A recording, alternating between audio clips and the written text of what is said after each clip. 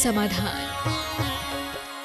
बोलिए देवाधिदेव खजानाथ श्री आदिनाथ भगवान की जय जय जय। बोलिए प्रातः स्मरणीय संत शिरोमणि परम पूज्य 108 आचार्य गुरु विद्यासागर जी महामुनिराज की जय जय जय। बोलिए गुणायतन प्रणेता शंका समाधान प्रवर्तक भावना योग प्रवर्तक परम पूज्य मुनिवर श्री प्रमाण सागर जी महाराज की जय जय जय। बोलिए परम पूज्य 108 मुनिवर श्री विराट सागर जी महाराज की जय जय जय।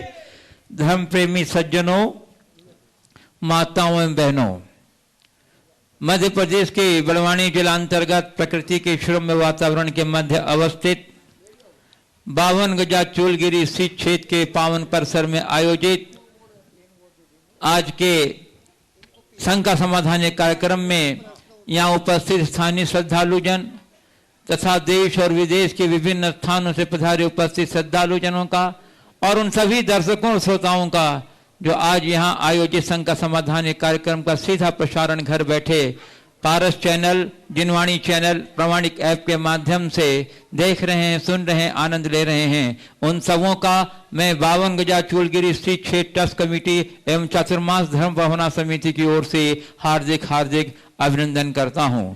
बंधुओं, मैं आपको लिए चलूं शंका समाधान की ओर, जिनमें शंकाएं आपकी होंगी और समाधान गुरुवर का होगा। हम लोग पहले अपने आप को गुरुवर के मंगलमय आशीर्वाद से अभिषिक्त करेंगे, तो आप हाथ जोड़िए, मस्तक झुकाइए, बोलिए मेरे साथ, नमोस्तु गुरुदेव, नमोस्तु गुरुदेव, नमोस्तु गुरुदेव, नमोस्तु गुरुदेव, नमोस्तु गुरुदेव। बोलिए मुनिवर श्री प्रमाण सागर जी महाराज की।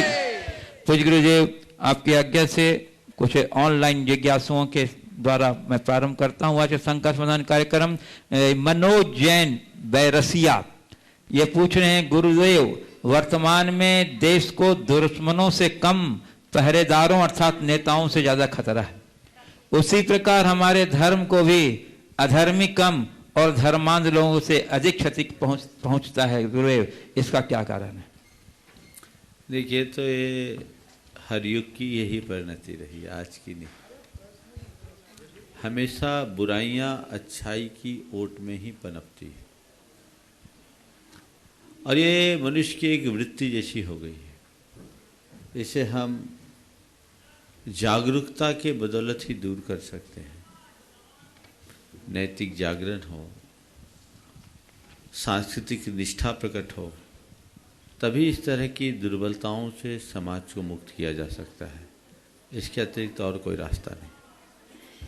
गुरुदेव, भिंड से शिखा जैन पूछ रही हैं, मेरा क्वेश्चन है महाराज जी, मैं भावना योग करती हूँ पर कभी कभी नहीं चाहते हुए भी गुस्सा आता है, इरिटेट हो जाती हूँ, तो भावना योग में ऐसा और क्या बोलें, क्या रिपीट करें जिससे क्वेश्चंस और इरिटेशंस कम हो जाए?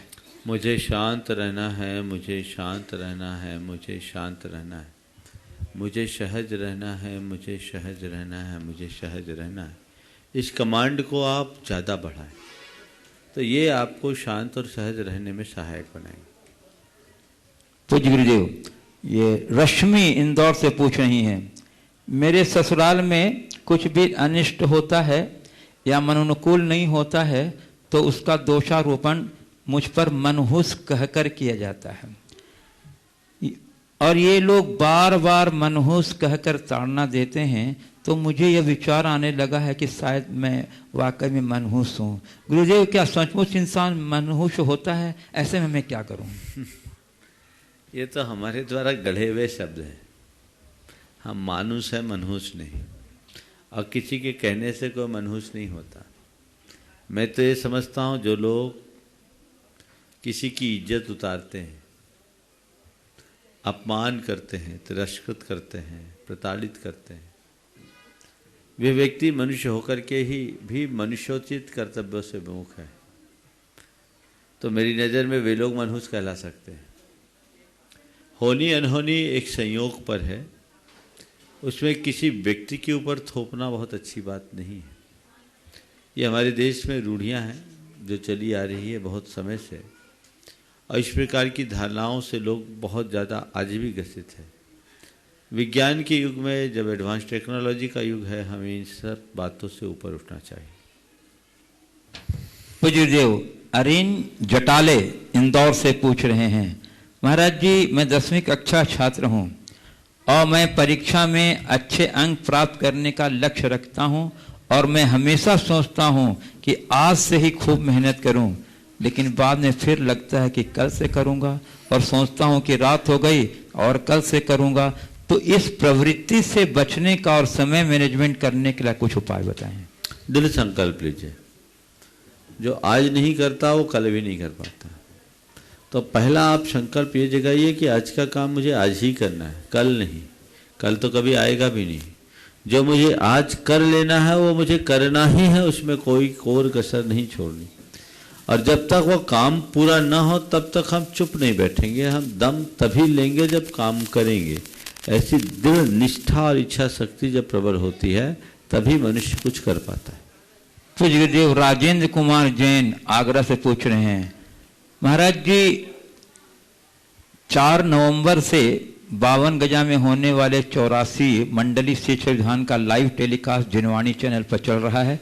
उसको देखकर मन में कई बार भाव आता है कि मैं भी अगली बार सब परिवार सहित शिक्षक विधान मंडल में भाग लूं, परंतु गुरुदेव मैं अपने दोनों नकली पैरों के सहारे चलने के कारण संकोच करता हूं।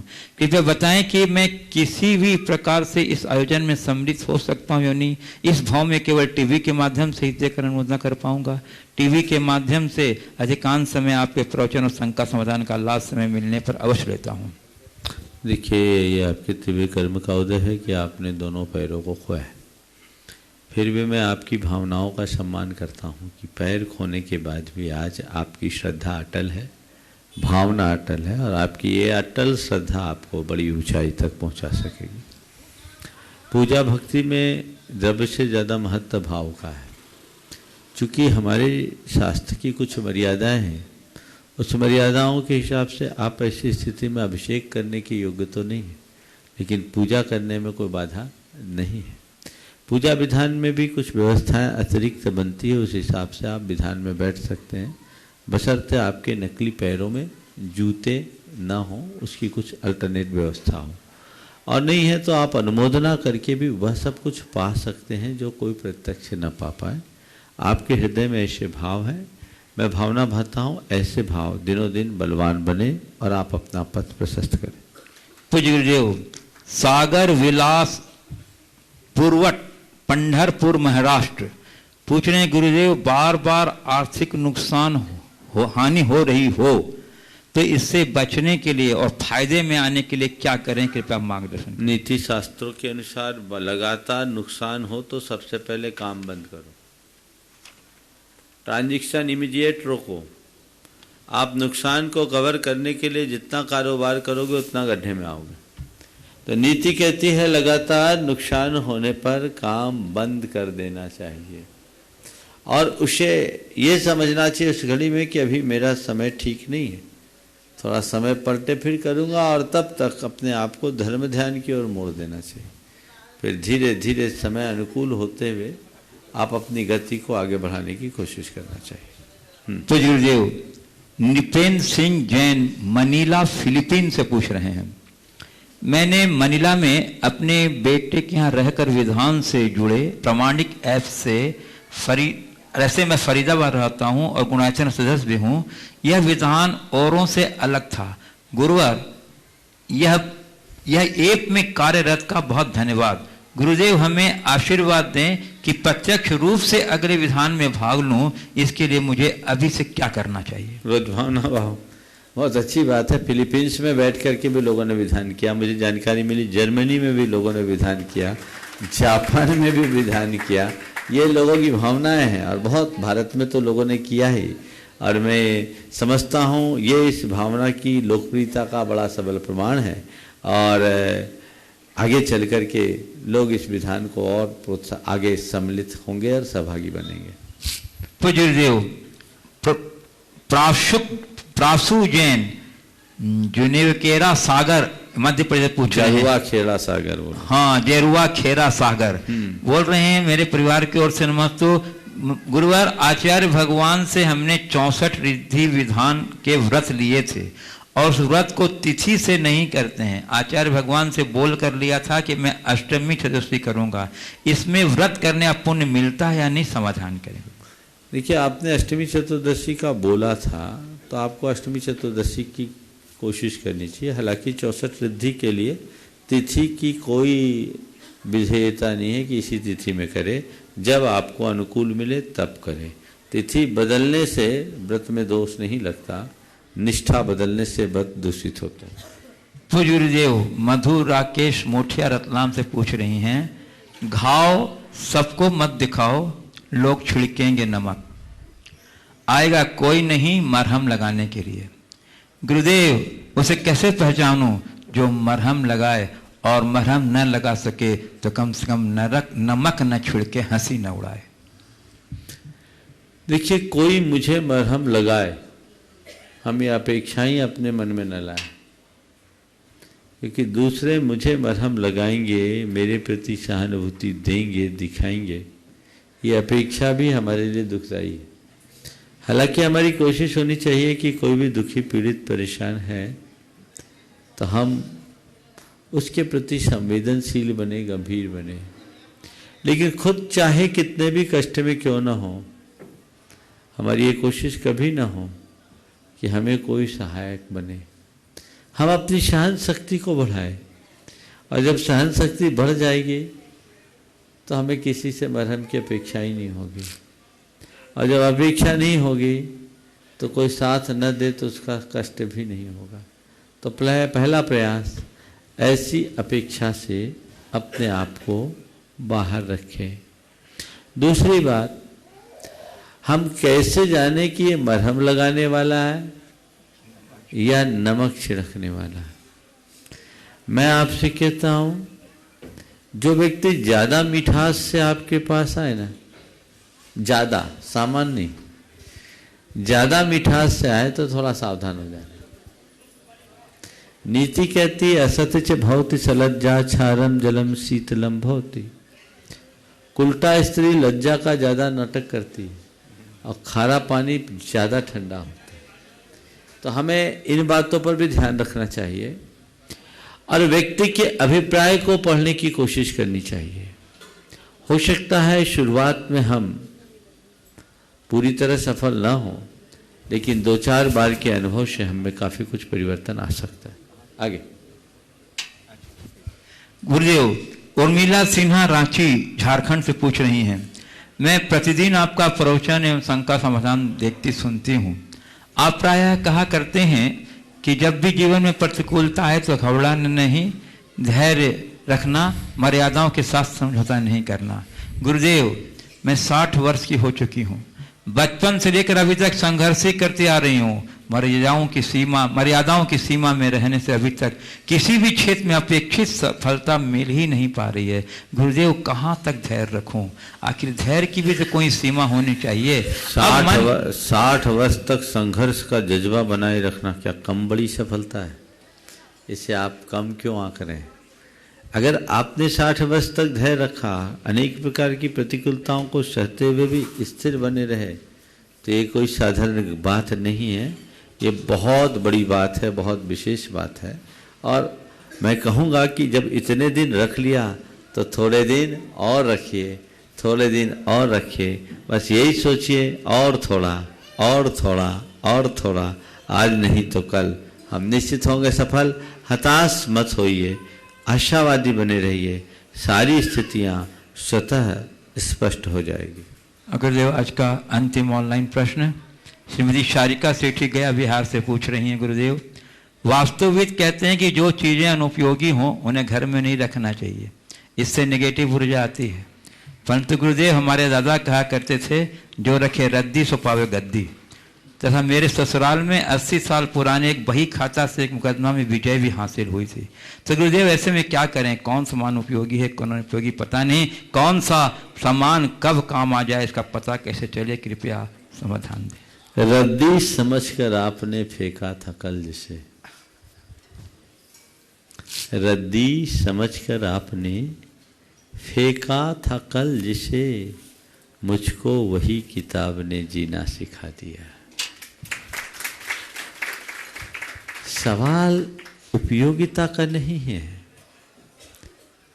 सवाल उपयोग करने के तरीका का है।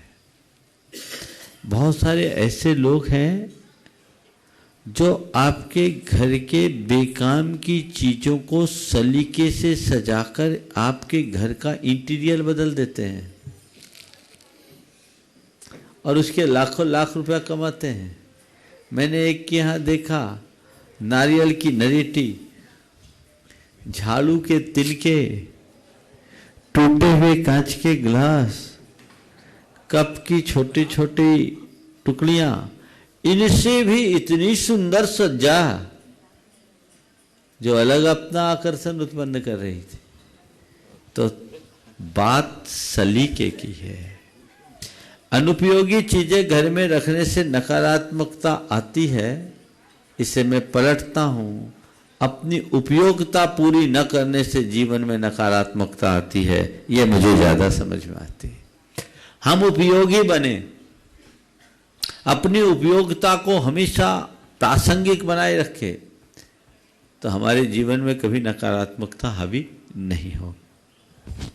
अब मैं यहाँ कुछ उपस्थित जिज्ञासुओं को आमंत्रित कर रहा हूँ। सर्वप्रथम श्रीमती आरती बिलाला, बड़नगर गुणायतन ट्रस्टी, जो बड़नगर बहुमंडल के साथ यहाँ आई हुई हैं, वो सभी मंडल की सदस्याएं खड़ी हो जाएं और प्रश्न पूछेंगी। श्रीमती आरती बिलाला, बड़नगर। नमोस्तु महाराज जी, सकल जैन समाज बड़नगर की तरफ से नमोस्तु नमोस्तु नमोस्तु। एक जैन व्यक्ति जैन आचार संहिता की आलोचना करता है और जैन साधुओं त्यागियों की कम आंखों उड़ाता है, तो ऐसे व्यक्तियों के साथ समाज को कैसा व्यवहार करना चाहिए और ये कहाँ तक उचित है?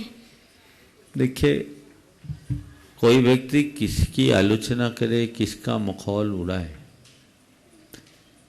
वह उसके स्वयं का निर्णय है, स्वयं का विवेक।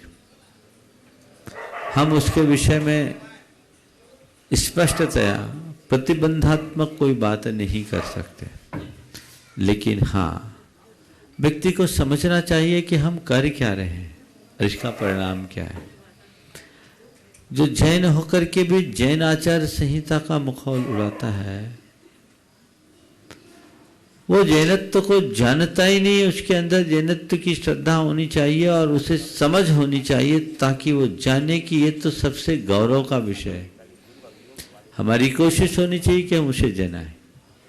साथ ही साधु संतों के प्रति भी जो अनर्गल प्रलाप करते हैं, उसे ऐसे व्यक्ति को पहली कोशिश करना चाहिए कि हम समझाएं, और समझाने के बाद भी वो व्यक्ति अपनी आदत से बाज आने को तैयार न हो, तो हम ऐसे लोगों से सुरक्षित दूरी बना लें, उन्हें सामाजिक रूप से प्रोत्साहन देना बंद कर दें, उनकी बातों को मान्यता देना बंद कर दें, और जब कभी वो इस तरह की बातें छेड़े, उनसे कह दे भैया हम ये बातें नहीं सुन सकते, और आप वहाँ से खिसकना शुरू कर दें। थोड़े ही दिन में वो व्यक्ति अलग थलग होगा और अपनी स्थिति पर विचार करने को मजबूर होगा। नमस्ते गुरु। श्रीमती बिंदु काला बड़वानी, उसके बाद तैयार रहेंगे श्रीमती अनीता काला बड़वानी। हे गुरुवर, नमोस्तु नमोस्तु नमोस्तु। गुरुवर, हमें जरूरत के लिए कमाना चाहिए या जरूरतमंदों के लिए कमाना चाहिए? कहते हैं संग्रह करने में मूर्खता है, लेकिन गुरुवर अगर हम संग्रह नहीं करेंगे तो बच्चों का भरण पोषण कैसे करेंगे? और कहते हैं अगर पैसा नहीं है तो बच्चों को आगे कैसे बढ़ाएंगे? कहते हैं पैसे से ही सब कुछ होता है। देखिए, आपने जो पहला वाक्य कहा, जरूरत के लिए कमाना चाहिए या जरूरतमंदों? जरूरत के लिए और फिर जरूरतमंदों के लिए। केवल कमाने के लिए नहीं कमाना, जरूरत के लिए कमाओ या जरूरतमंदों के लिए कमाओ। आपने कहा है संग्रह बुरा है। हाँ, संग्रह तब बुरा है जब उसे केवल संग्रहित करके रखा जाए। यदि संग्रह करके अनुग्रह करने लगे तो उससे अच्छा और कोई नहीं। तो मैं कहता हूँ, संग्रह करोगे तो विग्रह का कारण बन जाएगा, पर अगर उससे अनुग्रह कर लोगे तो तुम्हारे जीवन का उत्कर्ष होगा। तो हमारी कोशिश होनी चाहिए हम अनुग्रह की ओर आगे बढ़ें। नमस्ते गुरु। श्रीमती अनीता काला बड़वानी, उसके बाद तैयार रहेंगे श्री राम सिंह सक्तावत मंदसौर। महाराज जी के चरणों में त्रिबार नमोस्तु नमोस्तु नमोस्तु। ये अचानक विहार से हमारा मन बहुत द्रवित हो गया है, हम अपने मन को समझा नहीं पा रहे हैं। और बड़वानी के लिए विशेष आग्रह है कि बड़वानी को थोड़ा सा मौका मिलना चाहिए। देखो थोड़ा सा मौका मिलना चाहिए बड़वानी को। 52 गजा में जो हुआ सब अचानक ही हुआ है। अब मैंने पहले ही संकेत दे दिया था कि अचानक कुछ भी हो सकता है, और हमारे पास कल ही संकेत आया, और ये हमारे लिए बड़ा शुभ संकेत है। आपके लिए तो शुभ संकेत हमारे है। लिए गुरु चरणों में जाने का शुभ अवसर मिल रहा है। इससे अच्छा अवसर और क्या होगा एक लंबे अंतराल के बाद। तो आप तो सब समझते हैं कि अब ये गाड़ी थ्रू चलेगी, अब बीच में रुकने का कोई काम नहीं। पर महाराज जी और बड़वानी क्या है? बड़वानी तो है 52 गजा में बड़वानी पहले आता, 52 गजा लोग बाद में कहते हैं। पर तो फिर भी इसलिए महाराज जी हम तो इतने द्रवित हो गए भावना एकदम से। भाव और उन्हीं जैसी चर्या में यह चित्त सदा अनुरक्त रहे कि उक्ति को चरितार्थ करो।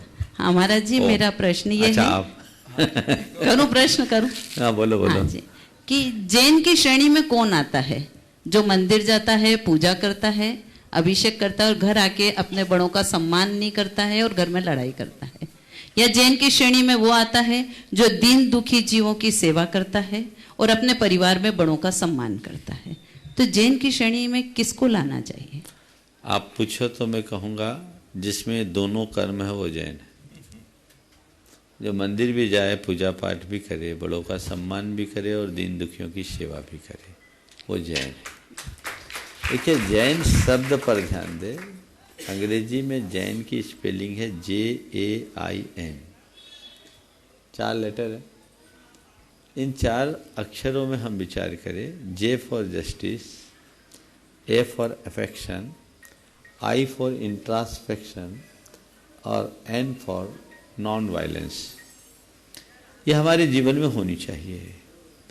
न्याय निष्पक्षता हो, प्रेम हो, सद्भाव हो, अंतः निरीक्षण हो, आध्यात्मिकता हो और अहिंसा पर आस्था हो, तब कोई व्यक्ति जैन कहलाने का अधिकारी है।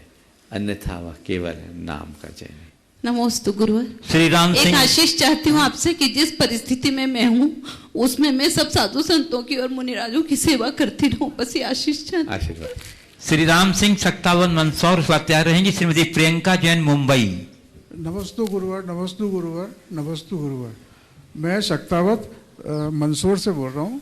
मेरा जिज्ञासा ये गुरुजी के सच्चे गुरु भक्तों की दिनचर्या की और व्यवहार कैसा होना चाहिए ताकि वो धर्म पथ पर निरंतर आगे बढ़ता रहे। सच्चे गुरु भक्तों का व्यवहार और दिनचर्या कैसी होनी चाहिए कि धर्म पथ पर आगे बढ़ते रहे। एक लाइन में बोलता हूँ, सच्चे गुरु भक्त का व्यवहार या दिनचर्या ऐसी होनी चाहिए जिससे गुरु की गरिमा बढ़े, घटे नहीं। ऐसा कोई काम न करो जिससे तुम्हें देखकर गुरु का गौरव घटे, गरिमा घटे, तो उसका जीवन अपने आप आगे सुधर जाएगा। नमस्ते गुरु। श्रीमती प्रियंका जैन मुंबई गुणायतन ट्रस्टी, और उसके बाद तैयार रहेंगी दृष्टि रोहन बंडी मुंबई। गुरुदेव के चरणों में मेरा और मेरे परिवार का कोटिशन नमोस्तु नमोस्तु नमोस्तु। भगवान, मेरा प्रश्न ये है कि आजकल न्यूक्लियर फैमिलीज़ हैं और सबसे ज़्यादा ऐसा लगता है कि सफ़र होम मेकर ही कर रही है, मतलब हम लोग गृहिणी कर रहे हैं, क्योंकि हम लोग सुबह से उठ के लेके शाम तक, इनफैक्ट रात तक बच्चे घर मतलब उसमें समर्पित रहते हैं पूरी तरह से। और फिर ऐसा लगता है कि जब हमारे पति आ रहे हैं कि उनके पास थोड़ा समय हो, पर वो अपनी दिनचर्या से इतने व्यस्त रहते हैं और कुछ स्वभाव भी होता है जो आप कहते हैं कि कभी बदलता नहीं, सिग्नेचर और नेचर। तो उस समय ऐसा होता है कि हम जैसे कुछ बात करना चाह रहे हैं या अपना कुछ बोलना चाह रहे हैं, पर इतना ऐसा है कि नहीं बात हो पाती या नहीं अपना बोल पाते, तो उस समय थोड़ी कसाए मन में आती है। तो उस समय आपके प्रवचन भी याद नहीं आते, तो उस समय ऐसा कुछ अनमोल वचन दीजिए कि हम अपने जीवन में सार्थक बना सकें। देखिए, ये एक सहज व्यवस्था है। आप लोग दिन भर काम करती हो, आपका अपना फ्रस्ट्रेशन होता है, और जो लोग नौकरी पेशा होते हैं, अपने दफ्तर में काम करके आते हैं, अपने कार्यालयीन क्षेत्रों में काम करते हैं, उनका भी अपना फ्रस्ट्रेशन होता है। अब दोनों चीज़ों में दोनों को थोड़ा सा पॉजिटिव होना चाहिए, पेशेंस रखना चाहिए और पोलाइट होना चाहिए। मैं कहूँगा कि पति यदि दफ्तर से घर आ रहा है तो उसे घर आने के पहले अपनी सोच बदलनी चाहिए और एक भावना भानी चाहिए कि अभी तक मैं प्रोफेशन के लिए जी रहा था, अब मुझे अपने परिवार में जाना है, अब मेरे फैमिली लाइफ की बात है। और मैं जब परिवार में जा रहा हूं तो जितना महत्वपूर्ण मेरे लिए मेरा काम है उतना ही मेरा परिवार, मेरी पत्नी, मेरे बच्चे, मेरे माँ बाप है। तो अब मैं जब जा रहा हूं तो मुझे वहां जाकर के ठीक वैसे ही रहना है जैसे दफ्तर में जाकर के मैं एक प्रोफेशनल की तरह रहता हूं। उसे अपनी मानसिकता बदलनी चाहिए। और गृहिणी जो घर में काम कर रही हैं उसे ये सोचना चाहिए कि मैंने दिन भर जो काम किया केवल खुद का काम किया, इसमें मुझे किसी की सुननी नहीं पड़ी, अपनी इच्छा से मैंने काम किया, रोज की ड्यूटी की तरह किया है। अब वो सामने वाला आ रहा होगा, वो दिन भर कितना थका मादा होगा, कितने की बातें सुनी होगी, झेली होगी, ठीक है आने दो, पहले मैं उनको कूल करूँगी, उनकी बात सुनूंगी, उसके बाद अपनी बात करूँगी। अगर दोनों तरफ से इस तरह का व्यवहार हो जाए तो ये जो तनातनी अनावश्यक रूप से होती है ना, मैं आपकी बात नहीं कर रहा हूँ, लेकिन आपने बहुत ईमानदारी से सवाल किया कि उस समय कशा आ ही जाती, थोड़ी झुंझलाहट आ जाती, क्योंकि हर कोई अपने मन की बात करना चाहता है। पर सामने वाले की स्थिति को भी तो देखो, तो फिर दोनों एक दूसरों की भावनाओं का सम्मान करना शुरू कर देंगे, एक दूसरे के पूरक और प्रेरक बन करके जिएंगे, तो ऐसी दुविधाएं फिर कभी नहीं हो। दृष्टि एक मिनट, हाँ बोलो। गुरुदेव, एक प्रश्न और है, वो मेरा नहीं, मेरे मामा जी का है।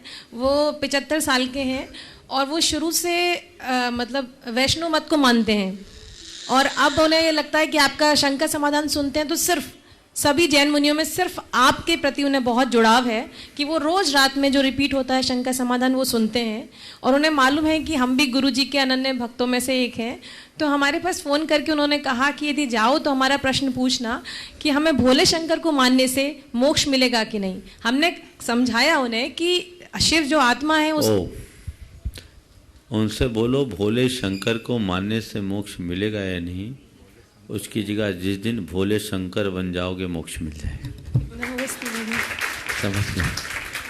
दृष्टि रोहन बंडी मुंबई, उसके बाद तैयार रहेंगे Shrimati Namrata Ashish Jain, silver coat Gunayatan trustee. नमोस्तु महाराज जी। महाराज जी, माता पिता बच्चे के प्रथम गुरु होते हैं, तो माता पिता का आचरण कैसा होना चाहिए कि बच्चा वो देख के एक आदर्श जैन श्रावक बन सके और एक अच्छा इंसान बन सके? मैं तो यही कहूँगा कि माता पिता को अपने आचरण में वह सब प्रकट करना चाहिए जिसे वो अपने बच्चे में भविष्य में देखना चाहते हो।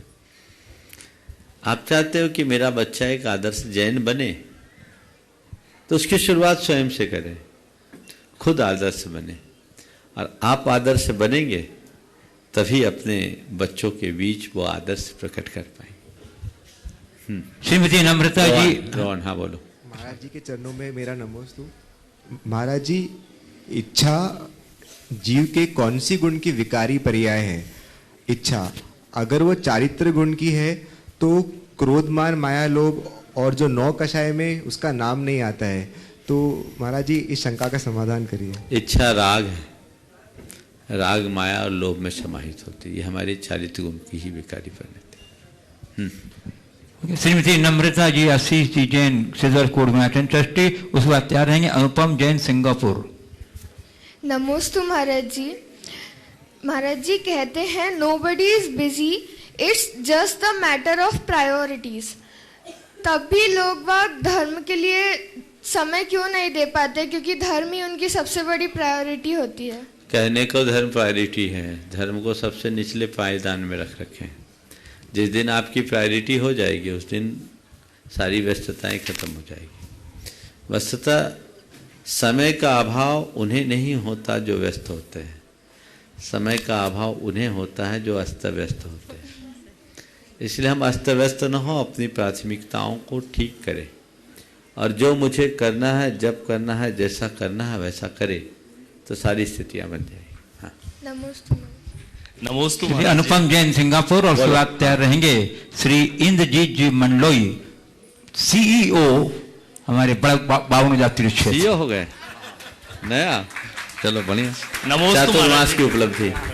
हाँ बोलो। नमोस्तु महाराज जी, नमोस्तु नमोस्तु नमोस्तु। महाराज जी, जिसे हम मुफ्त समझते हैं अक्सर उसकी वैल्यू नहीं समझते। जिन चीज़ों को मुफ्त समझते हैं वही हमारे जीवन में बहुत वैल्यूएबल होता है, वही सबसे ज़्यादा इम्पॉर्टेंट होता है। जैसे कि हवा, पानी, शांति, नींद, प्रकाश, और ये सब चीज़ें मनुष्य जीवन के लिए इतनी अत्यंत आवश्यक हैं, लेकिन जब तक ये खो नहीं जाती हम इन चीज़ों के प्रति अपना इम्पोर्टेंस नहीं समझते। आज दिल्ली में इतना पॉल्यूशन है कि आदमी नॉर्मल डेज में भी 40 सिगरेट पीने के बराबर का पॉल्यूशन अपने शरीर के अंदर इनहेल कर रहा है। तो जैसे हवा उनमें से एक चीज़ है, तो इस तरीके से हम अपनी इन इम्पॉर्टेंट चीज़ों की इम्पोर्टेंस कैसे जीवन भर बना के रखें, कृपया मार्गदर्शन दें। देखिए, बिल्कुल सही बात कही है कि जो मूल्यवान वस्तु है उसका हम मूल्य नहीं समझते। वस्तुतः वो मूल्य नहीं, अमूल्य है। सांसें मूल्य देकर नहीं खरीदी जा सकती, वो हमारे लिए अमूल्य है। और अमूल्य के मूल्य को जो समझता है वही अपने जीवन में कुछ कर पाता है। दिल्ली जैसे शहर की स्थिति आपने जो प्रकट की है बहुत गंभीर है। मनुष्य को इन सब चीज़ों के विषय में सोचना चाहिए। और आपने बिल्कुल ठीक कहा, ये चीज़ें जब खोती है तब हमें याद आती है। काश जिनने खोया उन्हें देखे और खुद के प्रति सावधान हो जाए और उनको सहेजना शुरू कर दें, हमारा जीवन व्यवस्थित है। नमोस्तु। अनुपम जैन सिंगापुर, उसका तैयार रहेंगे श्री इंद्रजीत मंडलोई, 52 गजा।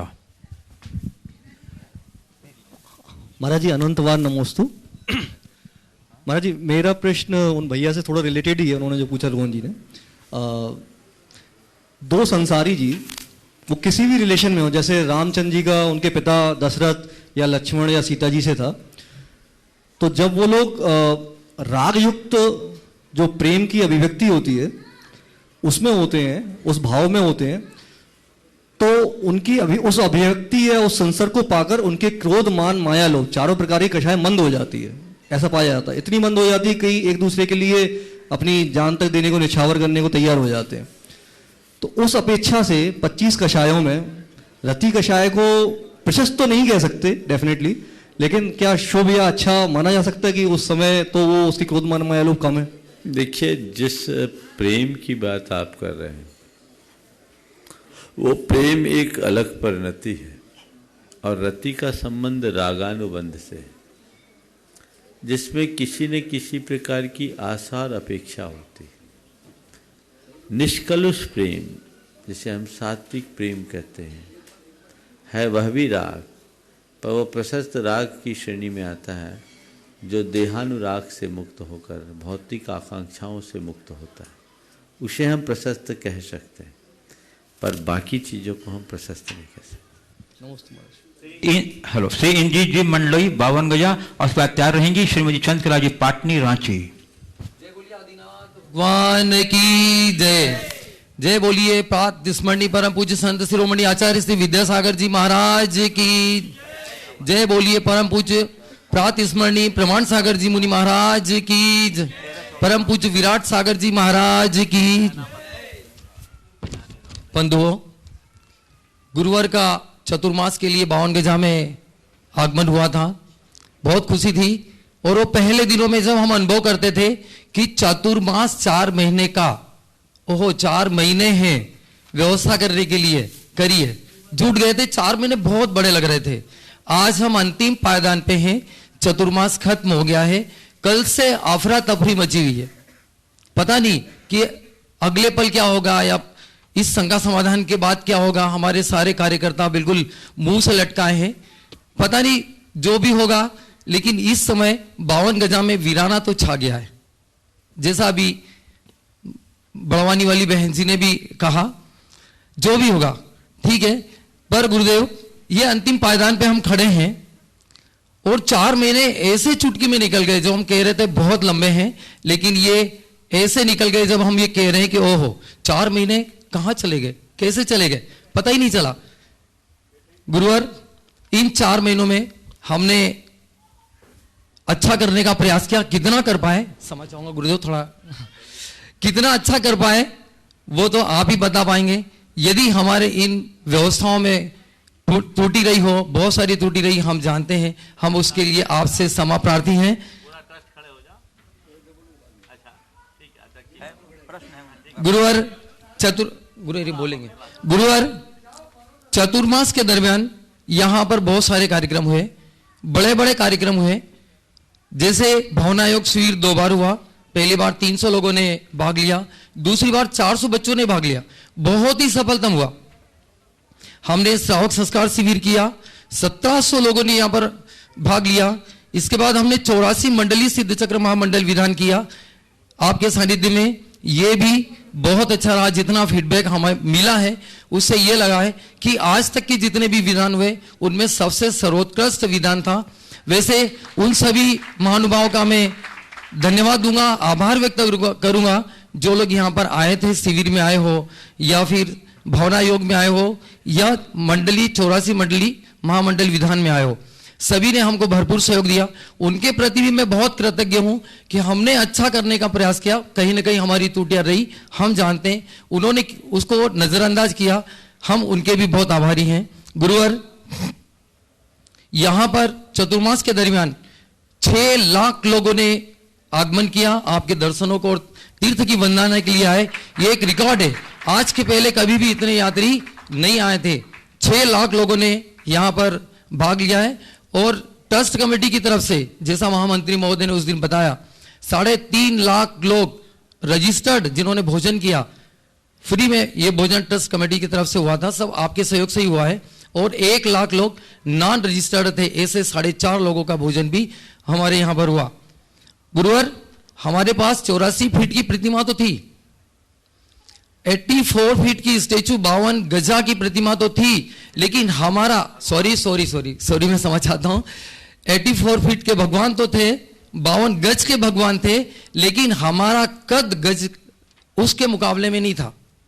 हम 84 फीट के गज के नहीं थे, लेकिन आपके आगमन के बाद यहां पर आपने हमारा कद बहुत ऊंचा किया, बहुत ऊंचा किया है, हम आपके बहुत आभारी हैं। आपके आगमन के बाद हमारे यहां पर जो अधूरा काम था, निर्माण काम, 36,000 स्क्वायर फीट का भवन बन गया, जो आपकी कृपा से ही हुआ। इसके अलावा भी बहुत सारे काम हुए। गुरुवर, मैं एक जानकारी देना चाहता हूं कि इसी मंच से जब कर्नाटक और महाराष्ट्र में बाढ़ आई थी, आपने पूरे हिंदुस्तान को आह्वान किया था उनकी मदद के लिए, और सभी ने हमें बहुत मदद दी, बहुत अपार उनका सहयोग प्राप्त हुआ। मैं एक छोटी सी जानकारी दे दूं कि हमें उस समय क्या मिला था और हमने अभी तक क्या किया उनके लिए। वैसे एक चीज और बता दूं कि अगले 2 घंटे में हम लोग ये सारी जानकारी वेबसाइट पे डाल देंगे। जिसको भी जानकारी लेना है वो प्रामाणिक ऐप पे 52 गजा की साइट पर इसको देख सकते हैं।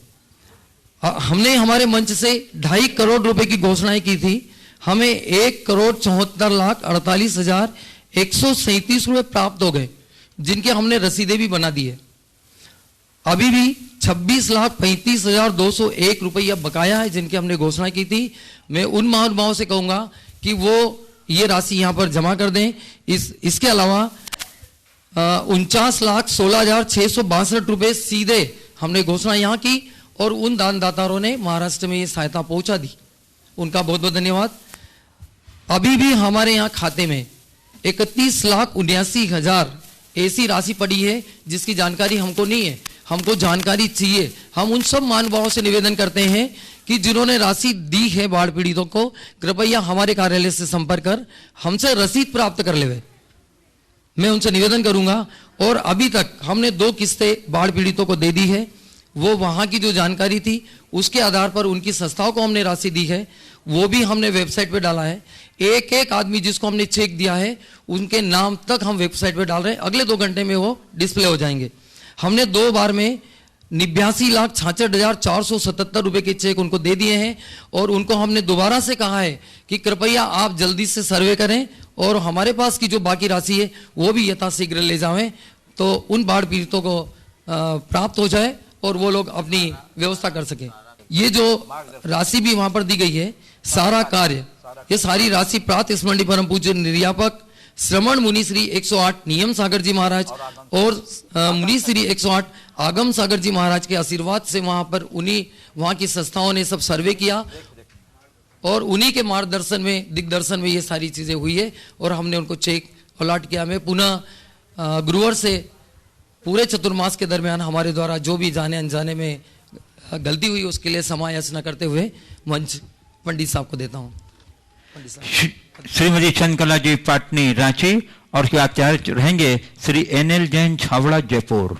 नमस्ते महाराज श्री कई लोग मुनिराज माता जी की तो सेवा करते हैं लेकिन घर के बुजुर्गों की सेवा करने से कतराते हैं, तो ऐसा करना कहाँ तक उचित है? देखिए, मैं तो कहता हूँ जो लोग अपने घर के वृद्ध माता पिता की सेवा नहीं करते उनकी सारी पारलौकिकी क्रियाएं व्यर्थ है। हम साधु संतों की सेवा करें, धर्म की आराधना करें, पर अपने माँ बाप की सेवा करने को अपना परम धर्म मानकर करें, वो हमारा कर्तव्य है। अन्यथा हमारी धार्मिक क्रियाओं का कोई अर्थ नहीं। इसलिए लोगों के अंदर ये प्रेरणा जगनी चाहिए। हो सकता है उनके अंदर स्वभावगत कुछ दुर्बलताएं हों और कोई चीज़ें हों, लेकिन फिर भी वह स्वीकार करने योग्य है और हमें सुधारना चाहिए। श्री NL जैन छावड़ा जयपुर और उसके बाद तैयार रहेंगे श्री विनोद जी, किरण जी दोषी, क्षेत्र ट्रस्टी, गुणायतन ट्रस्टी, सभी, हाँ, ये क्षेत्र के सभी ट्रस्टीगण सामूहिक रूप से अपनी भावना व्यक्त करेंगे। बोलिए। पवन जी, मंजू जी दोषी। परम पूज्यवर नमोस्तु महाराज श्री, कुछ दिन पहले एक आर्टिकल मैंने पढ़ा था जिसमें लिखा था कि साधुओं के बारे में कि साधु जीवंत तीर्थ स्वरूप है, ज्ञान के अगाध सागर हैं और चलते फिरते एक विश्वविद्यालय हैं।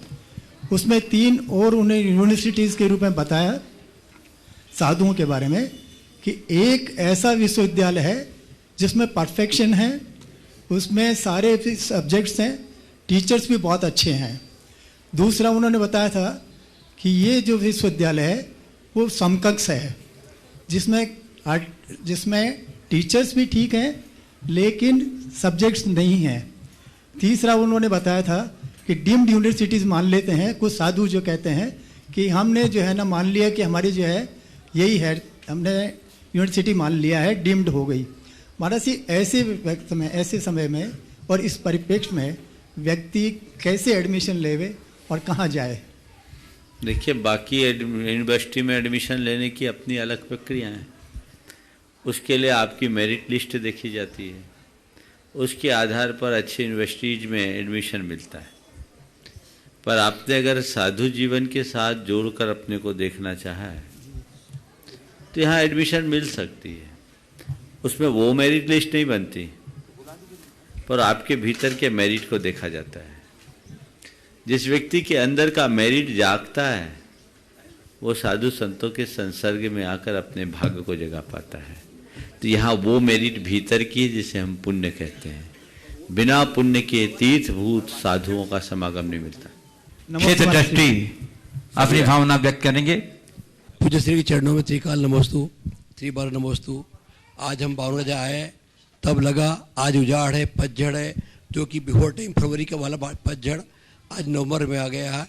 अटपटा महसूस हो रहा है और ये दिन काटे सो कटता नहीं। आगे दिन कैसे कटेंगे, कब सूरज होगा, पहले कब सूरज होगा, कब अस्त हुआ मालूम नहीं पड़ा, लेकिन आगे सूरज उगेगा और कब डूबेगा दिन भर इंतजार करेंगे तो भी सूरज डूब नहीं पाएगा। इतना बड़ा दिन महसूस होने वाला है और हम तो इस इंतजार में पुनः है कि आप एक बार पुनः 52 गजा आपके चरण पड़े, गुरुदेव से आभा से आशीष मिल जाए, फिर से एक बार हमको हमारे जो पूरे कार्यक्रम पूरे हो जाए, जीर्णोद्धार भी हो जाए, सब हो जाए, वो आचार्य भगवान सहित आप पधारे, यह उम्मीद है। साथ ही हमारे द्वारा ट्रस्ट कमेटी के द्वारा, क्षेत्र के निवासियों द्वारा, बड़वानी, 52 गजा, बड़वानी आसपास के गाँवों द्वारा जो कोई त्रुटि रही उसके लिए हम सब क्षमा चाहते हैं। ट्रस्ट की ओर से यात्रियों की यात्रियों से भी जो गलती रही, उनके लिए जो हमारी जो कमी रही हो उसके लिए क्षमा चाहते हैं। और मुनिराज आपसे पुनः निवेदन है, आप पुनः बार बार पधारे। हम सब दोनों मुनिराजों से कृतज्ञ हैं और विमल भैया जी भी कृतज्ञ हैं, साथ ही उनके बड़े वो कृतज्ञ रहें, कृपा है उनकी बरसी है, ऐसी बरसती रहे पुनः, ये मेरी भावना है। हो गया महाराज जी। हाँ, अगला चतुर्मास 52 गजा हो उसके लिए श्रीफल। ये बात है। जोरदार करताल ध्वनि भैया, इनकी भावना है कि अगला चतुर्मास बड़वानी वाले भी आ जाए। अब बड़वानी के भी लोग आए हुए हैं अपनी भावना व्यक्त करने के लिए श्रीफल लेकर के। आचार्य भगवत के संग में संपन्न हो, ये भावना हमारी। ओ चला दो, रखो, चलो। देखिए, ये एक योग है कि अचानक हम लोगों के पास संकेत आया, पर संकेत आप लोगों तक पहुंच गया। ये बहुत अच्छी बात है कि आज हमें गुरुदेव के दर्शन का सौभाग्य मिलने जा रहा है। हम लोगों के लिए तो बड़े गौरव का विषय है। चातुर्मास संपन्न हुआ और इस पूरे चातुर्मास में हमारी साधना हमारे बहुत अनुकूल रही और यहाँ धर्म की प्रभावना भी हुई।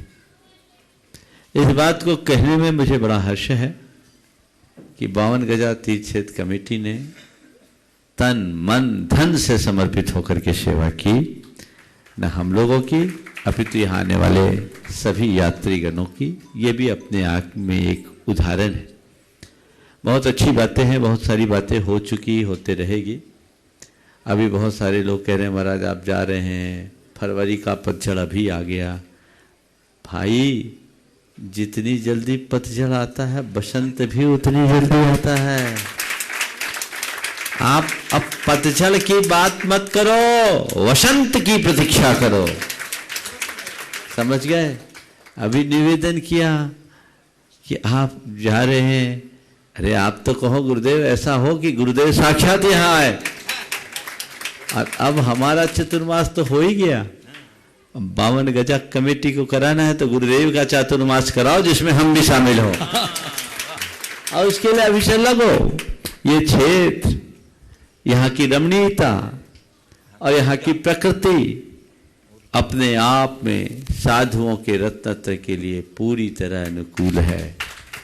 और ये बात मैं गुरुचरणों में जाकर कहूँगा कि 52 गजा क्षेत्र निमाड़ अंचल का क्षेत्र है जो आपके दीर्घ प्रवास के लिए एक लंबे समय से प्रतीक्षारत है। आपका प्रवास वहाँ होना चाहिए। हालांकि हम आप सब अपनी भावना प्रकट कर सकते हैं, उनसे कहने का अधिकार तो किसी के पास है ही नहीं, न क्षमता है। फिर भी भावना भाई है। और ये चातुर्मास बहुत भव्यता के साथ संपन्न हुआ और हमारा चातुर्मास के बाद जो योग मिल रहा है ये एक बहुत अच्छा योग है। हम तो कह रहे हैं घबराने की बात नहीं है। चलो आप सब पीछे चलो, सोचने की बात क्या, दिन कैसे कटेगा पता ही नहीं लगेगा। हाँ, अब चलो महाराज के साथ विहार करो, आनंद लो, सभी का आशीर्वाद। हाँ नमस्ते महाराज जी। नमस्ते नमस्ते महाराज। हाँ बोलो। नमस्ते महाराज जी, गुरु के विहार के प्रसंग आने पर शिष्य को अपनी चित्त की स्थिरता के लिए क्या करना चाहिए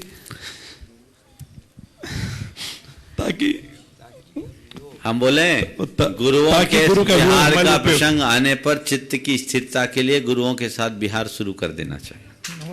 विहार करो, सब ठीक हो जाएगा। चलो। और हाँ जुगल जी पाठ नहीं पूछा। हाँ।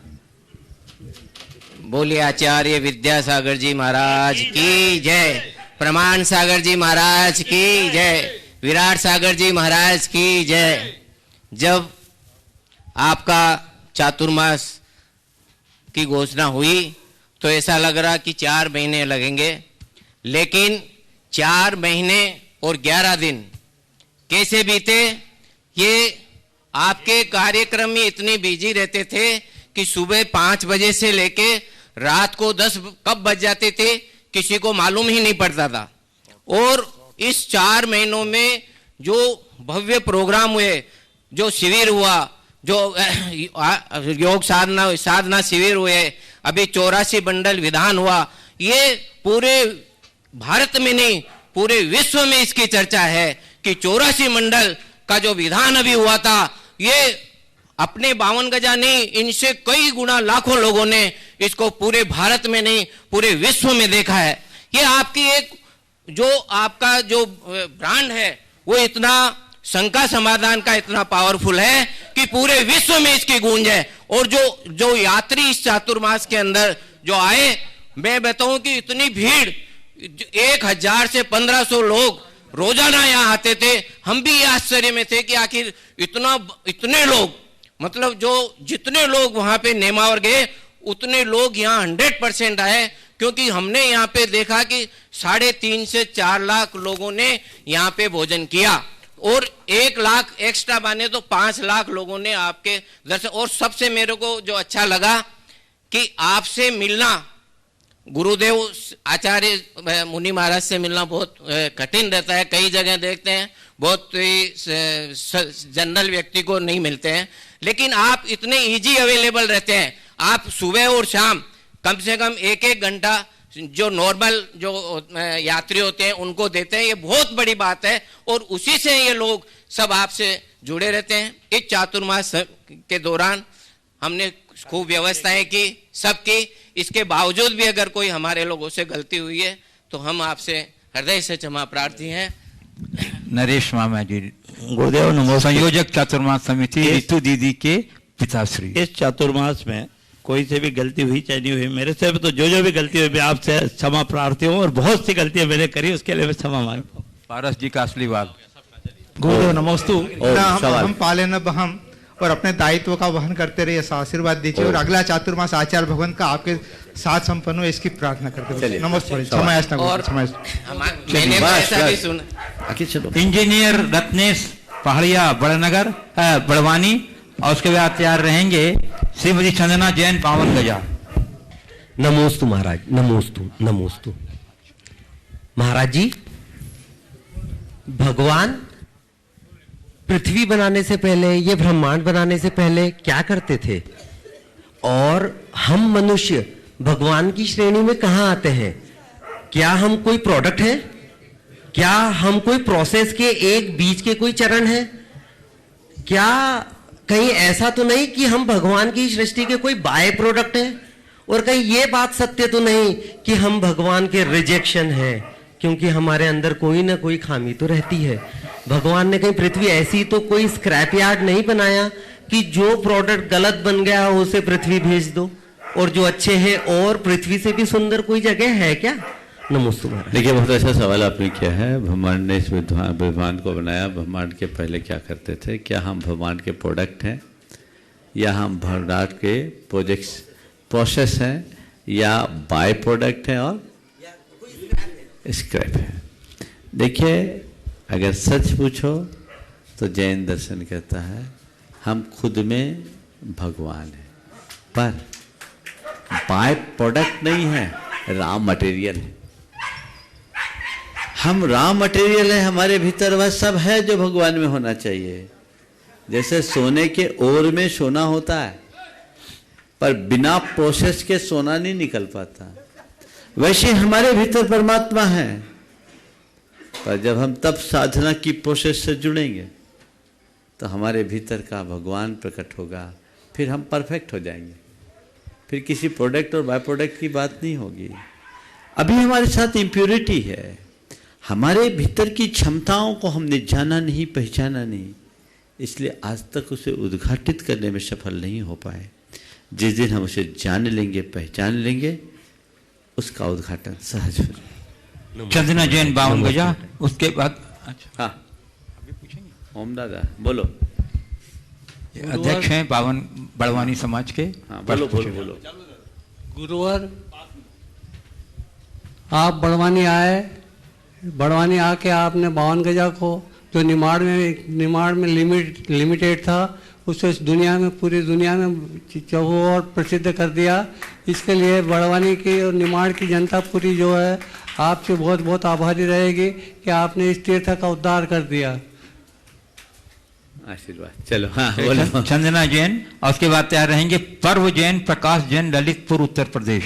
नमोस्तु महाराज जी, नमोस्तु महाराज जी, नमोस्तु महाराज जी। महाराज जी, यहाँ पर बहुत सारे यात्री आते हैं और चले जाते हैं, बहुत सारे मेहमान घर में आते हैं और चले जाते हैं, लेकिन हम ऐसा क्या करें कि हम उनको किस तरह से रोक सके, हम कि मतलब हमारी भावनाएं उनको व्यक्त कर सके कि अब वो हमारे लिए एक दिन और रुक जाए, हम जाए।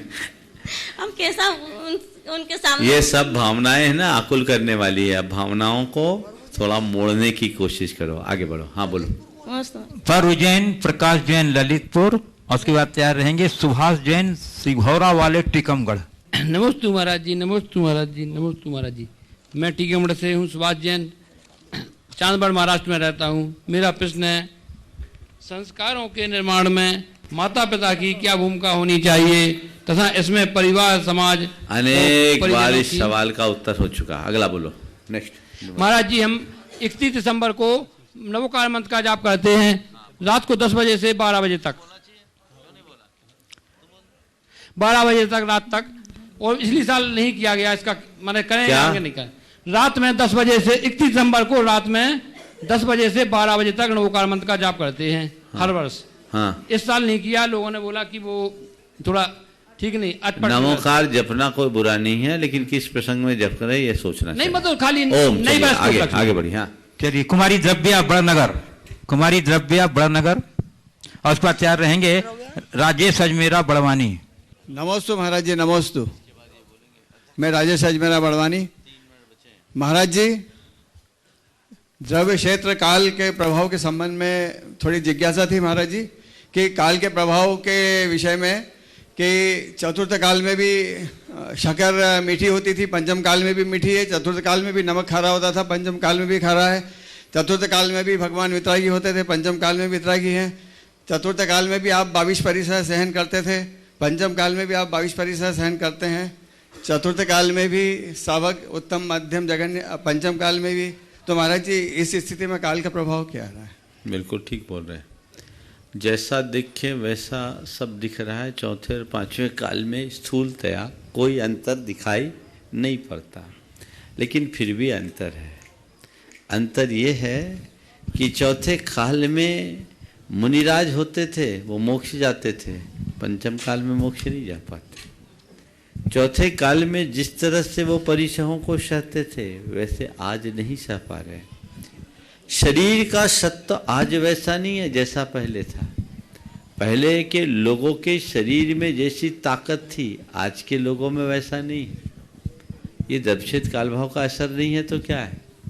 आज भी पुराने लोग बोलते हैं हमने शुद्ध घी खाया है, तो उनके शरीर में एक अलग ताकत दिखती है, और नए लोग तो सब पोले दिखते हैं, पपोले दिखते हैं। तो द्रव्यक्षेत काल भाव का असर तो होता ही। चलिए, हाँ, एक मिनट, अध्यक्ष श्री पवन जी दोषी अपनी कुछ बात रखेंगे। एक निवेदन है, यहाँ पर जो कर्मचारी थे उन्होंने बहुत सेवा करी, दिन रात सेवा करते रहे, और किसी ने कुछ भी कर्मचारी मत बोलो, क्षेत्र के सेवक बोलो। सेवक लोगों ने सेवा करी, स्टाफ लोगों ने सेवा करी, साथ में जो जिनने कुछ भी बोला और सहन किया, उसको अपने आप उतारा, अंदर उतारा, पलट के जवाब नहीं दिया, उन सबके भी हम आभारी हैं। उनकी सेवा के लिए हम एक पूरे जो लोग ट्रस्टी यहाँ बैठे हैं, इन सब ने निर्णय लिया ट्रस्ट कमेटी की ओर से 1 माह का बोनस दिया जाए।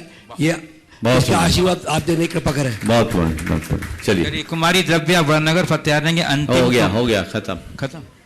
इस प्रकार आज के सत्य को परम पूज्य गुरुदेव के चरणों में नमन अर्पित करते हुए यहीं पर विराम। बोलिए परम पूज्य आचार्य गुरुवर श्री विद्यासागर जी महाराज की।